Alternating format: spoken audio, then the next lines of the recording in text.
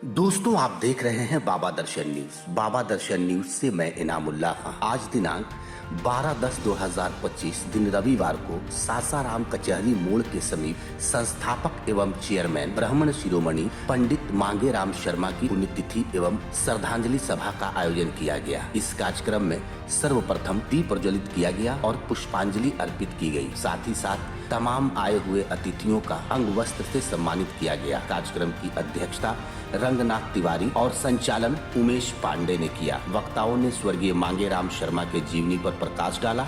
पंडित मांगेराम शर्मा ने ब्राह्मण समाज के लिए बहुत काम किया है। साथ ही साथ पंडित मांगेराम शर्मा के आदर्शों और शिक्षाओं पर चलकर समाज सेवा संगठन सुदृढ़ीकरण ब्राह्मण एकता के कार्य को आगे बढ़ाने का संकल्प लिया गया। राजेश कुमार पांडे ने अपने संबोधन में कहा कि विचारों का प्रचार करने की जरूरत है। राजेश कुमार पांडे ने विश्व की लाल सेना की भी चर्चा की। रंगनाथ तिवारी ने भी अपने संबोधन में कहा कि पंडित मांगेराम शर्मा जी एक शिक्षक के तौर पर कार्य करते रहे। मदन मोहन मालवीय जी की भी चर्चा हुई। दिग्विजय उपाध्याय ने भी अपने समाज के लोगों को संबोधित किया। उनका कहना था कि हमारा ब्राह्मण समाज पूजनीय है, हमें अपने चरित्र को ठीक रखना होगा। अधिवक्ता मनीषा दुबे ने भी अपने समाज को संबोधित किया और पंडित मांगेराम शर्मा जी के आदर्शों पर चलने को कहा। इस कार्यक्रम में शामिल होने वालों में राजेश कुमार पांडे, उमेश पांडे, रंगनाथ तिवारी, प्रकाश तिवारी, मनीषा दुबे, शशिकांत चौबे, रजनीकांत तिवारी, दिग्विजय उपाध्याय, मनोज चौबे, आलोक पांडे, विद्या भास्कर चौबे, अंजनी कांत उपाध्याय, रजनीकांत उपाध्याय, ओम प्रकाश पांडे आदि लोग उपस्थित थे। ब्राह्मण शिरोमणि पंडित मांगेराम शर्मा जी की पुण्यतिथि बड़े धूमधाम से मनाई गई। पंडित मांगेराम शर्मा जी ने अपना जीवन ब्राह्मणों की सेवा में व्यतीत किया। देश नहीं विदेशों में भी ब्राह्मणों को एकत्र करने के लिए बहुत सारे योजनाएं बनाई और भारत सरकार से भी ब्राह्मणों के कल्याण के लिए बहुत सारे मांग रखी सरकार के सामने, जो आज लंबित है। उसमें विशेषकर लोकसभा विधानसभा में जो आरक्षण है इसको समाप्त करने के लिए याचिका दायर की गई है और उसका जल्द से जल्द लगता है कि सुनवाई होगा और इसको आरक्षण मुक्त किया जाएगा।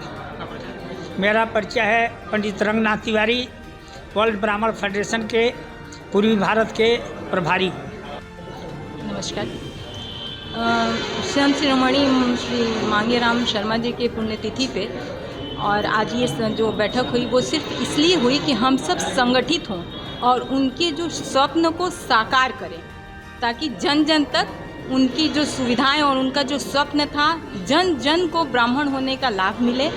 और ब्राह्मण सिर्फ दूसरों के कल्याण के लिए ही कामना करता था, सो अपनी निज जन निज स्वजन सबके कल्याण के लिए ये स्थापना किया गया था और इसको विश्व स्तर पे संगठित किया जाए, यही उनका सपना था। यही हम लोग का भी प्रयास है, आगे भी होते रहेगा। आप सबको धन्यवाद। परिचय आपका? मेरा नाम मनीषा दुबे हुआ, मैं पेशे से अधिवक्ता हूँ, घर बढ़ना हुआ। धन्यवाद। जिस तरह से अपने जीवन काल में तपस्या के बल पर विश्व ब्राह्मण संघ की स्थापना कर और भारत ही नहीं, भारत के अलावा अन्य देशों में हमारे भारत के मूल निवासी जहाँ पर रहते थे उस ब्राह्मणों को एकत्रित कर और एक मंच पर लाना आज के ज़माने में बहुत बड़ी मुश्किल थी। वैसे महान विभूति जो अपने विद्वता के बल पर, अपने तपस्या के बल पर, अपने सदाचार के बल पर, अपने संस्कार के बल पर पूरे विश्व में आज आप अपने नाम का परचम लहराए, वैसे महान विभूति के पुण्य तिथि पर हम लोग एकत्रित होकर समाज और राष्ट्र की एकता की मजबूती के लिए उनके प्रेरणा स्रोत को जन जन तक पहुंचाने का कार्य करने के उद्देश्य से हम लोग उनकी जयंती मना रहे हैं कि आज जहां भी ब्रह्मलीन हो हमारे मांगेराम शर्मा जी, उनके प्रेरणा स्रोत हम सभी को आज दिन भी मिलती है। जिस तरह विज्ञान आज के भी शोध कर बता दिया है कि शब्द वाणी कभी विफल नहीं होती है, वह वायुमंडल में प्रतिदिन घूम रही है। उसी उद्देश्य के आज जयंती मनाने से यह परिणाम हमको प्रेरणा मिली कि हूबहू पंडित मांगेराम शर्मा जी के प्रेरणा स्रोत हम सभी समाज को मिला। मेरा नाम उमेश पांडे, अखिल भारतीय ब्राह्मण महासभा जिला रोहतास उपाध्यक्ष। श्रद्धांजलि सभा में उपस्थित हमारे सभी ब्राह्मण भाइयों बहनों, मैं सर्वप्रथम रोहतास जिला की ओर से, बिहार की ओर से, सभी ब्राह्मणों की ओर से प्रेरणा स्वरूप स्वर्गीय मांगेराम शर्मा जी को आपकी ओर से भावपूर्ण श्रद्धांजलि अर्पित करता हूँ। तत्पश्चात मांगेराम शर्मा जी एक शिक्षक के रूप में कार्य अपना संचालन किए थे। इसके बाद मदन मोहन मालवीय जी के सानिध्य में उनके पिताजी दुलाल चंद शर्मा जी थे।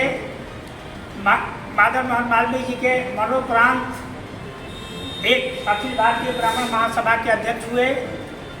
इसके बाद दूसरे नंबर पर पंडित मांगेराम शर्मा जी नियुक्त हुए और ऐसे ही कार्यक्रम चलता रहा। मांगेराम शर्मा जी ने महसूस किया कि हमारे भारतवर्ष में 8000 से ज़्यादा संगठन है ब्राह्मणों का।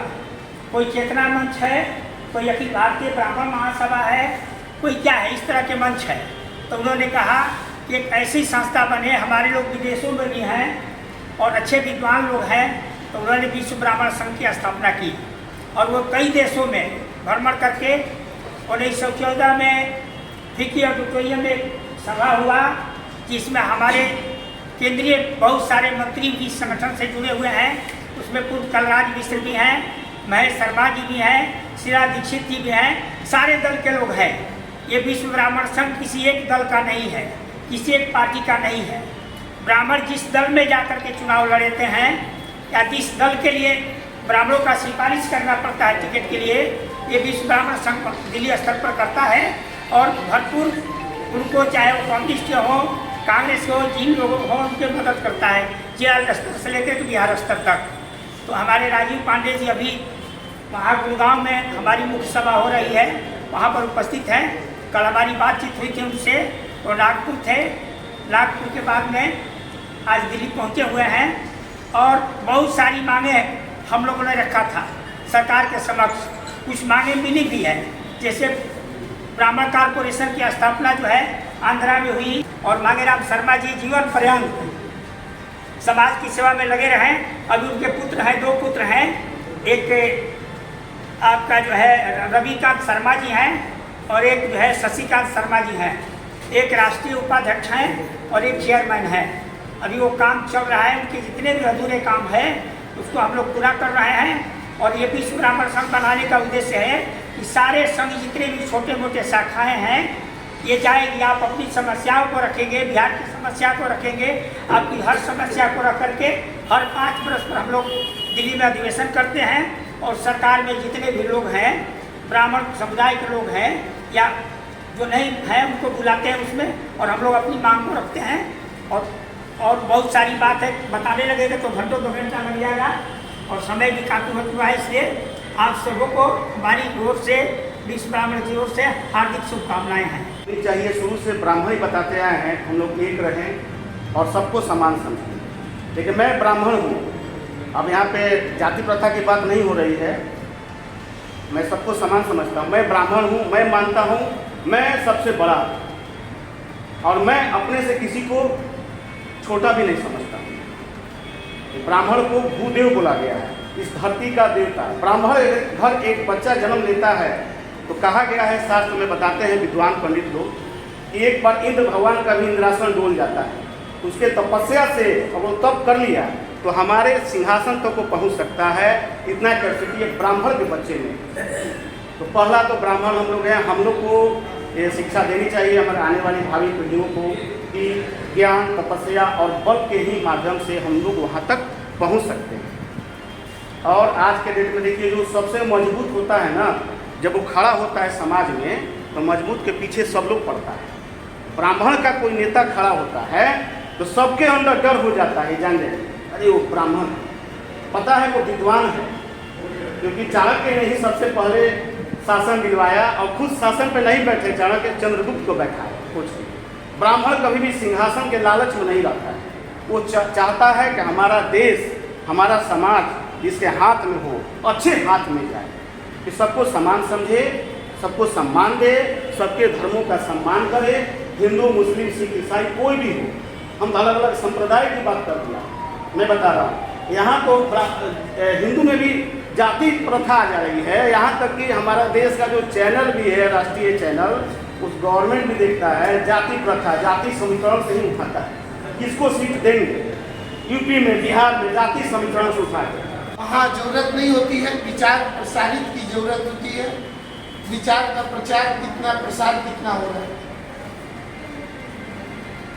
अगर हम लोग इतिहास से अगर हम लोग सबक लें तो आज भारत विश्व की जो सबसे बड़ी सेना, लाल सेना जो कही जाती है, इसका जो शुरुआत हुआ माओ के द्वारा, माओ त्से-तुंग के द्वारा, मात्र 11 फॉलोअर को लेकर के वो चले गए थे पहाड़ में।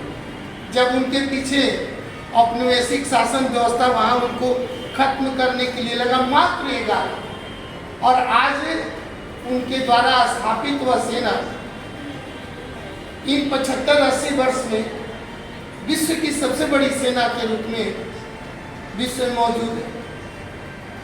तो हम लोग इतने हैं, लेकिन एक चेन है WBF, विश्व ब्राह्मण संघ फेडरेशन।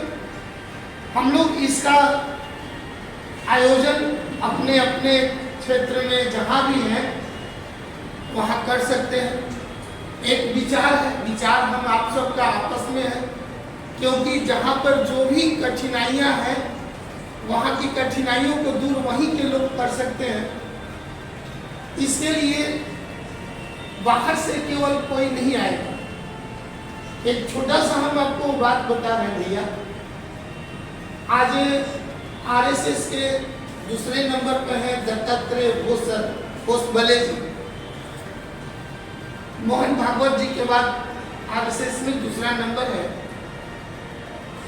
और जिस समय ये राष्ट्रीय बौद्धिक प्रमुख, हम इनको अपने यहाँ कार्यक्रम के लिए बुलाए थे, 2010 की बात है, और डेहरी में RSS का कार्यक्रम था, 3 जिले का हो रहा था। उसमें पूरा आपका आदिवासी कल्याण मंच और जितने भी उससे जुड़े हुए संघ शाखाएँ हैं सबका था। तो दिन भर हम लोग कार्यक्रम के लिए दौड़ते थे और फिर शाम में हम लोग अपना आपस में, हम ही 3 होते थे, हम होते थे, मैडम होती थी और होते थे, हम लोग बात करते थे। लेकिन वो व्यक्ति उस वक्त में भी कंप्यूटर के बहुत अच्छे जानकार थे, C++ के भी जानकार थे। और बातों बातों में एक बार बात हुई, इन्होंने कहा कि आपका ये संगठन जो है शहरों तक सीमित है, क्या हम लोग इसको और आगे नहीं बढ़ा सकते हैं?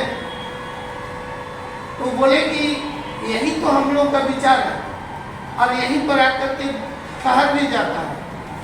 लोग सोचते हैं कि कोई भी कठिनाई हुआ, कोई भी दिक्कत हुआ तो हम लोग प्रदर्शन करने के लिए भी, विरोध करने के लिए भी निकले तो कोई राष्ट्रीय स्तर का कोई आदमी आए तो उसके नेतृत्व में हम लोग निकले। हम लोग उसके आशा में हम लोग बैठे रह जाते हैं। हम लोग का सब विरोध, सारा हम लोग का जो मन का बात है सब खत्म हो जाता है। और दूसरी तरफ अगर हम लोग देखें तो वहाँ पर दूसरी विचारधारा को तो 4-5 गली का लड़का मिल करके एक संगठन बनाता है और एक कोई विस्फोट कर देता है, संगठन बनाता है। उसको डर नहीं है, भय नहीं है, लेकिन उसको ये है कि हमको आज यहाँ वो 4 है तो दूसरे गली में फिर 4 मिल करके फिर वो 8 हो जाएंगे। उसको ये निश्चिंता है।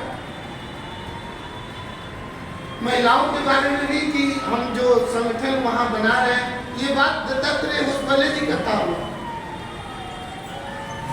महिलाओं के बारे में भी बोले कि महिलाएं हम लोग के यहाँ बहुत आगे हैं, हमेशा रही हैं, और जो हम लोग संघ वाहिनी जो खड़ा कर रहे हैं उसमें आप सब माताएं हर स्तर की हैं। अपने घर को भी ठीक रखिए, उससे भी जुड़िए, क्योंकि आप नहीं जुड़िएगा तो घर से लोग को शक्ति नहीं मिल पाई।